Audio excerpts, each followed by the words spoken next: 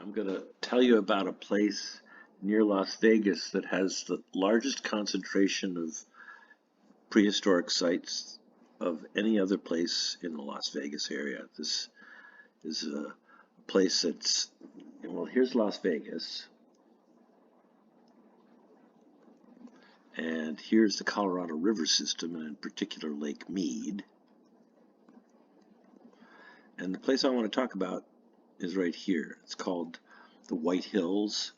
It's also called the Gypsum Ledges, and I will tell you why I think this is a very strategically important place in prehistory. Excuse me. And you can kind of see it right here on the map, but it's because this is the center point. Lake Mead is sort of the center point of the Colorado River system.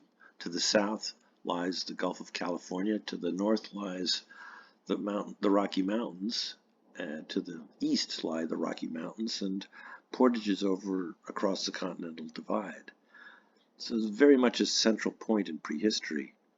So I'm going to talk about well, I already mentioned the Colorado River systems, and I'm going to talk about how water levels in this area were lower and lower and lower as we get closer to the present time.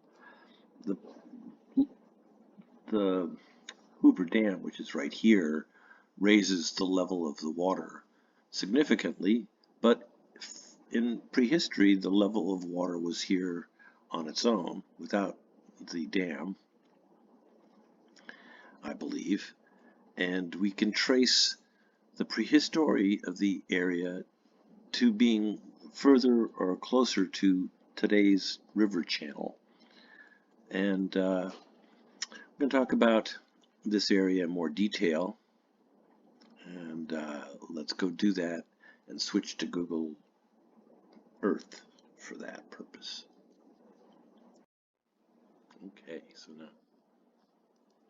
Okay, so now we're in Google Earth, and we can take a closer look at this place. The thing I'd like to talk about is water levels for a moment. What's the high and what's the low in here? Looks like there's a mountain range instead of hills. The dark geology seems to be sticking out above. The lighter geology, especially down in here, is very much glacial lake bottom in the traditional sense. And I think that these darker areas here, which we'll look at in more detail, are slightly higher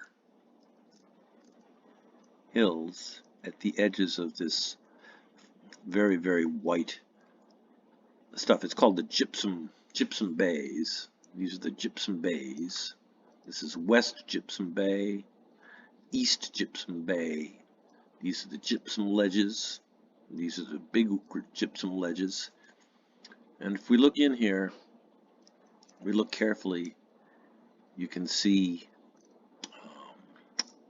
that this was a pond of some sort, lower than just around it. So there were times when this was all dried out, and there were times when it was all flooded in. And there was times when the lake shores were over here against the distant hills. And there were times when this was an incredible marsh and prairie located, if you'll bear with me for a moment, located, if you think about it, right at the center of the river systems. Now that's a prehistory that's not dependent on the current river system, but was dependent on the water and lakes that were here. And unlike some of the glacial lakes directly near Las Vegas, this glacial lake came and went, and this is all glacial lake shore, and then erosion cut it away so that you get places like these, which are little bumps that haven't been quite as eroded as other little bumps. And on the tops of all the little bumps that haven't been eroded as much, you'll see these clouds of lithic debris. And it's clear that people lived all through here. This is a 6 mile by 6 mile area that is nothing but remnants of archaeology. How many people How many people? Thousands and thousands of people for thousands and thousands of years. That makes millions of people have lived in this place. I tell you, and I will prove it when I get a chance to go there, because that's an awful lot of lithic debris, an entire landscape of it. And so we come down, one moment. It would be worth looking at the topo map just to see the names of places, but here's the same map in the topo world. There's Lake Mead, and here is the White Hills. And just let's look at the names of things just for fun. It won't take but a moment. There's the Temple Bar Marina. The map shows much of this area filled in, and it mentions the spillway elevation. Where did it go? Right here. Normal pool elevation 366, spillway elevation 372. I think that's the Hoover Dam, and it's not certain to me that this was glacial lake connected to the river. It just looks like glacial lake bottom, and it was filled in much of the time. But then when water eroded it away, it left channels cutting into the what was below the water level. Whereas most glacial lakes don't have erosion cutting into them because they're not above anything. This particular glacial lake was above the Colorado River basin. So we've got these gypsum reefs, and in some versions, this is the Virgin Basin, Lake Mead, and then you have these East Gypsum Bay, gypsum ledges, West Gypsum Bay, and where are the White Hills? Big gypsum ledges, Detritus Valley, the White Hills. So now back to our regularly scheduled program.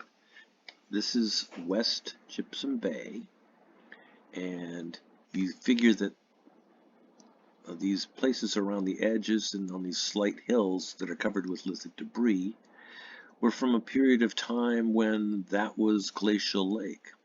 And then at a point where a little later, this was a remnant pond, a legacy pond, and look at all the lithic debris around it. And then the river became a fainter and fainter flow as time went by. So these are not the archaeology of the river shore, the more recent, the woodland archaeology, they'd call it in the East, the last 2,000 years, the agricultural archaeology, the archaeology that everybody considers the valid archaeology of the Las Vegas area. This is all before that. And I just wanted to go trace it slightly up into the valleys, because you wonder, how do you get there? And you start looking at the land down here, and you notice that every single little remnant hill has still got lithic debris on top of it. So were these separate sites? Yeah, I think it's fair to say that this little grouping isn't the same as this little grouping, isn't the same as this little grouping.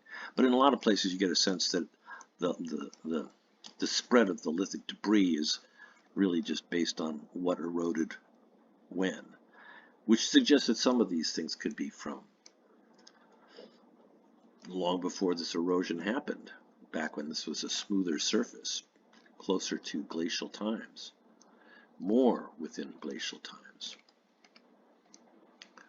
The way you get here is you try to get to something called Temple Bar Marina, which is over here. The closest you can get is a campground, a national, let's see, this is called the Lake Mead National Recreational Area, and you can park here. I think you have to pay money, and I don't know if a 4-mile hike to this spot is something I could do easily, and you'd want to camp when you got there. But this is a pretty remote area as far as I'm concerned. It's not like Alaska or anything, but it's a bit of a hike. So I'm telling you, this is actually a little bit of glacial lake shore in here in some ways. There ought to be fossils as well as human habitation sites.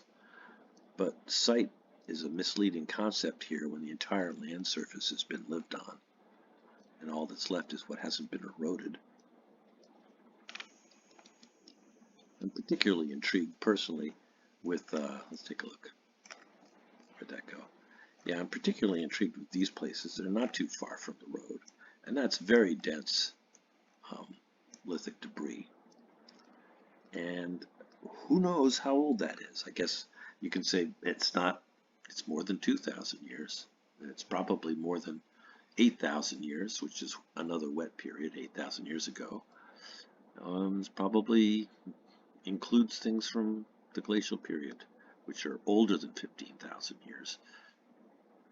And we'll just have to get out and look. But if anybody wants to get out there before me and check out the archaeology, please do.